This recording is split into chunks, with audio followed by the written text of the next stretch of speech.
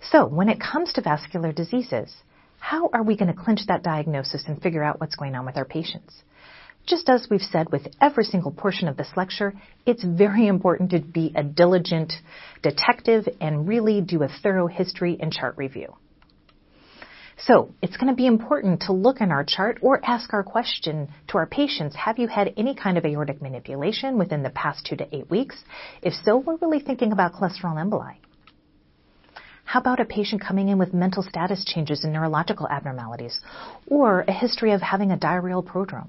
If that's the case, I'm really going to be thinking more about thrombotic microangiopathies like TTP or HUS. And how about a patient who's coming in with malignant hypertension, uncontrolled hypertension, with blood pressures as high as 180 over 120? I'm really going to be thinking about a renal-associated TMA from malignant hypertension. Physical exam can also be very helpful for us when it comes to diagnosing our patients. So somebody coming in with cholesterol emboli may have things like livedo reticularis, again, as seen in this photo here. They could also have something called blue toe syndrome. So sometimes when you're doing aortic manipulation or manipulation of any of those large arteries, you can have a massive amount of cholesterol emboli that will embolize distally, and it can actually cause ischemia to the entire extremity as seen here. With thrombotic microangiopathies, our patients oftentimes can manifest with purpura and petechiae, and that makes sense because they have thrombocytopenia.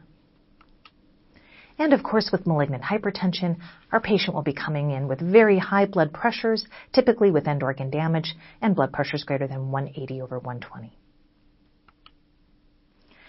Laboratory evaluation is also important.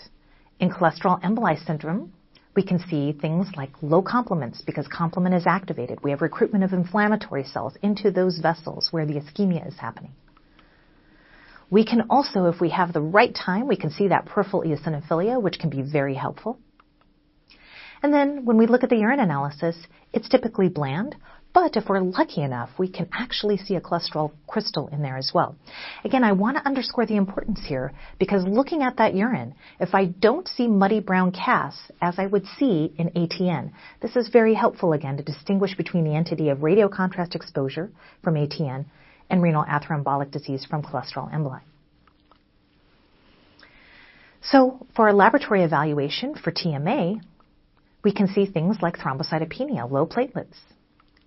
We can see schistocytes on the peripheral smear. So remember what's happening. We have those platelet thrombi. We have problems with red blood cells kind of going through and being lysed, so you have intravascular hemolysis, as shown here. And our urine analysis may have red blood cells. So when it comes to treatment of our patients who have the TMAs, it's really going to depend on the cause. So for renal atherembolic disease or cholesterol emboli syndrome, it's unfortunate because we don't have a lot of therapies that can help to mitigate the response of what's going on other than just treating our patients supportively. That means that what I want to do is I need to ensure that nothing else happens to that patient in order to progress their disease. So I want to avoid things like nephrotoxic exposures and make sure my patient's blood pressure is controlled.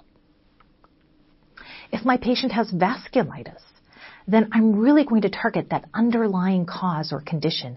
I'm going to treat them specifically with immune-mediated therapy that targets that particular condition.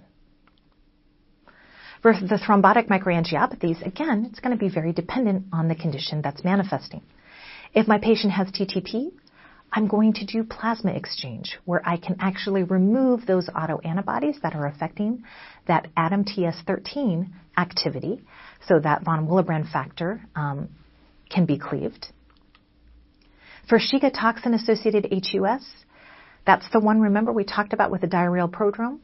Unfortunately, there's nothing that we can do other than provide supportive care, but that's going to be critical in that population, again, to make sure my patient has adequate volume status and make sure that they don't have nephrotoxic exposures. For complement-mediated TMA, this is probably one of the most exciting topics. If those patients do, in fact, have a genetic mutation or an autoantibody that they've acquired that, again, is causing this constitutive activity at C3 convertase, we actually have a therapy available now, which is a monoclonal antibody to C5 and can actually prevent formation of that membrane attack complex.